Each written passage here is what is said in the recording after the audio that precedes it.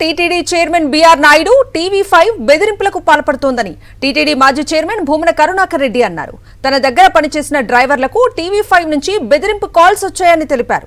తన గురించి టీవీ5లో తప్పుగా మాట్లాడాలని తన దగ్గర పనిచేసిన వారిని బెదిరించారని ఆరోపించారు. పవిత్ర పుణ్యక్షేత్రానికి చైర్మన్ గా ఉన్న బీఆర్ నాయుడు తప్పుడు పనులు చేసి దొరికిపోయాడని మండిపడ్డారు. తనపై వైఎస్ జగన్ పై బీఆర్ నాయుడు రగిలిపోతున్నాడని విమర్శించారు. బీఆర్ నాయుడు బెదిరింపులకు భయపడేది లేదన్నారు భూమన. ఈరోజు ఒక ఆశ్చర్యకరమైన విషయం జరిగింది.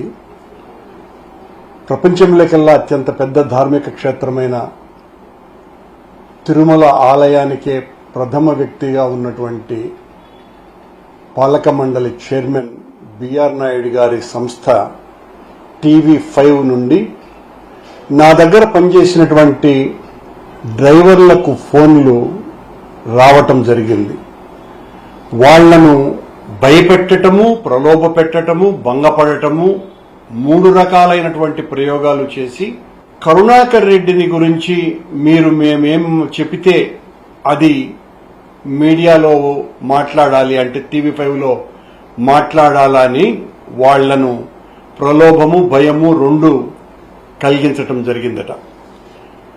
బీఆర్ నాయుడు గారు ఒక పవిత్రమైన పుణ్యక్షేత్రానికి అధ్యక్షుడిగా ఉండి మంచి కార్యక్రమాలు చెయ్యమని ఆయన్ను టీటీడీ అధ్యక్షుడిగా నియమిస్తే ఆయన గారి యొక్క రాసలీలల కార్యక్రమాలన్నీ కూడా లోకమంతా వ్యాప్తి చెందిన దానికి ఆయన వైఎస్ఆర్ కాంగ్రెస్ పార్టీ మీద, జగన్మోహన్ రెడ్డి గారి మీద, పర్టికులర్ గా నా మీద ప్రతీకారేచ్ఛతో రగిలిపోతూ చివరకు మా డ్రైవర్లుగా ఉండినటువంటి వాళ్లను ప్రలోభపెట్టు, భయపెట్టు, ధనాశ చూపి వాళ్ల చేత నా మీద అనైతిక, అసాంఘిక కార్యక్రమాలకు పురిగొల్పేటువంటి వ్యక్తిగా చిత్రీకరించేటువంటి ప్రయత్నం చేస్తున్నట్టుగా వాళ్లు చెప్పటం జరిగింది.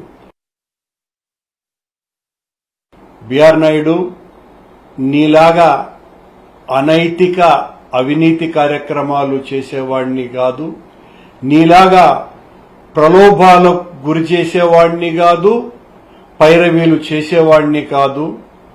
జీవితమంతా పోరాటాలతో, ఉద్యమాలతో, తిరుగుబాట్లతో, ఆందోళనలతో, అలజడితో, ఆలోచనతో రాజకీయాలు చేసిన వాడినే కాని మీరు చేసినటువంటి అనైతిక కార్యక్రమాలు చేసేటువంటి వ్యక్తిని కానని, ఈ రకంగా ఇంతగా దిగజారి నా దగ్గర పనిచేసే వాళ్లను కూడా ప్రలోభపెట్టో, భయపెట్టో, ఏదో రకంగా వాళ్లకు ధనాశ చూపి నా మీద నీ ఇష్టం వచ్చినట్టుగా మీ మీడియాలోనో లేకపోతే నీకు కావలసినటువంటి వాళ్ల మీడియాలోనో చూపించేటువంటి ప్రయత్నం చేస్తే అదిరేది ఉండదు, బెదిరేది ఉండదు.